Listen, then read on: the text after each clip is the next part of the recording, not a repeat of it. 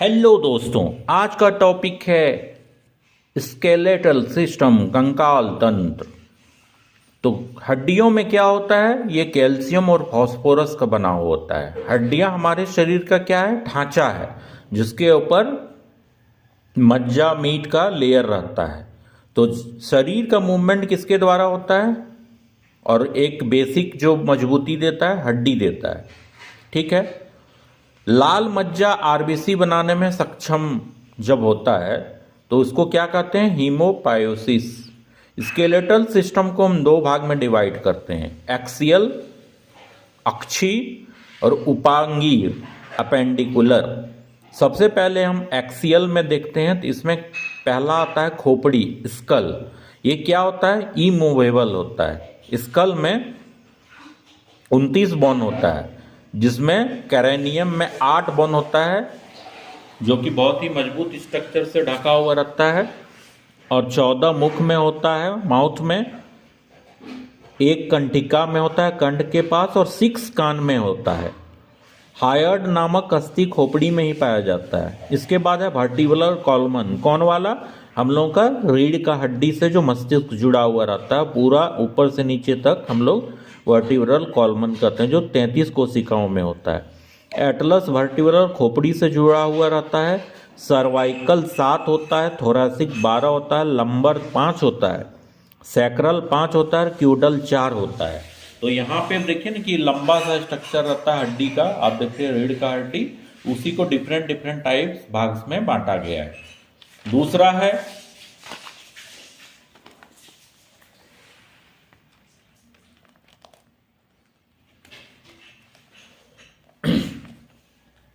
इसका काम क्या है कि सिर को सीधे रखता है, सुरक्षा प्रदान करता है तथा गर्दन तथा धड़ को एक बेस देता है, आधार देता है।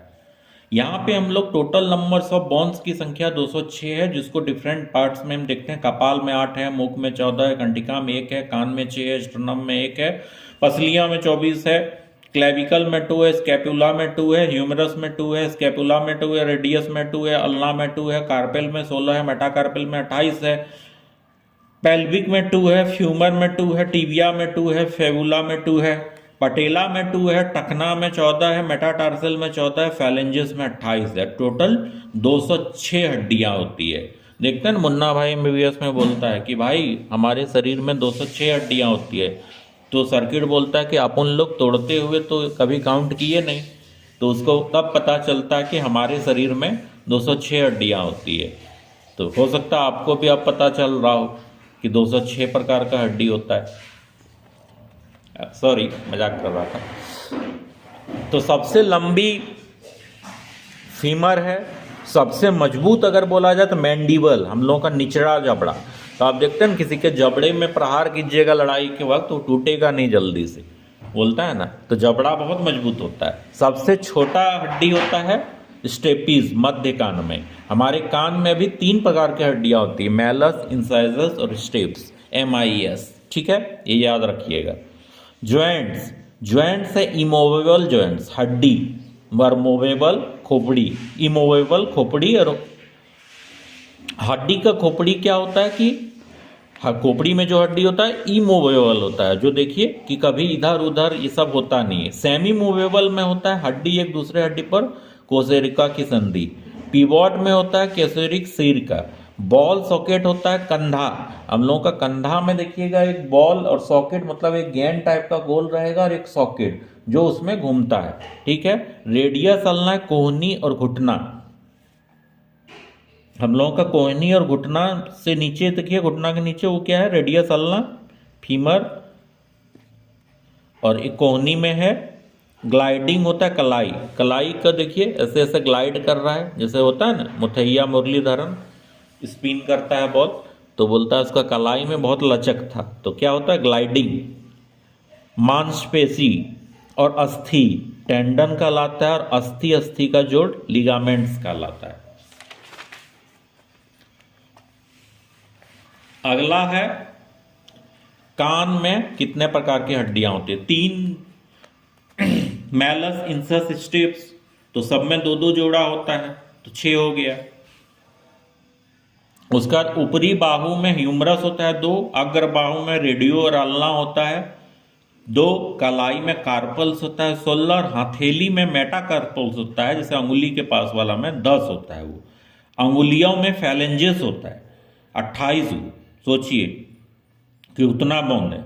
जांग में फीमर होता है, ठीक है, सबसे लंबा होता है। पिंडली में टीवियो फिबुला होता है 4। घुटना में पटेला होता है, देखते हैं ना 2 घुटना जो रहता है वहां पे गोल गोल। टखना में टार्सल 14 होता है। तलवा यानी हम लोगों के पैर के नीचे में मेटाटार्सल 10 होता है।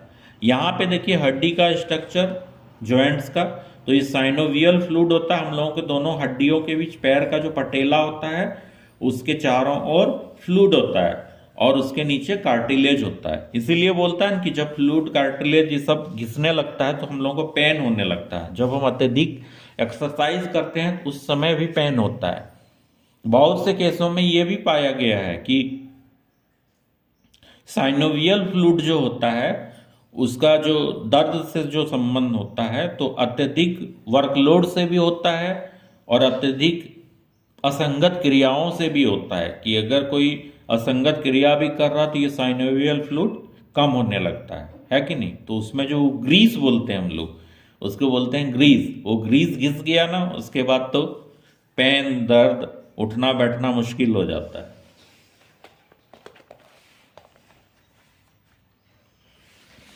इसके बाद है विभिन्न तरह के इससे होने वाले रोग। अर्थराइटिस क्या होता है कि इन्फ्लामेशन ऑफ जॉइंट्स। जॉइंट्स का जब इन्फ्लामेशन होता है तो अर्थराइटिस कहलाता है। देखते हैं कि नहीं कि जॉइंट्स में चलने बुलने ये सब में दिक्कत होने लगता है, इन्फ्लामेशन होता है। उसके बाद है ऑस्टियोस्पोरोसिस, ये एज रिलेटेड होता है, न्यूरोमस्कुलर डिजीजेस होता है, ठीक है।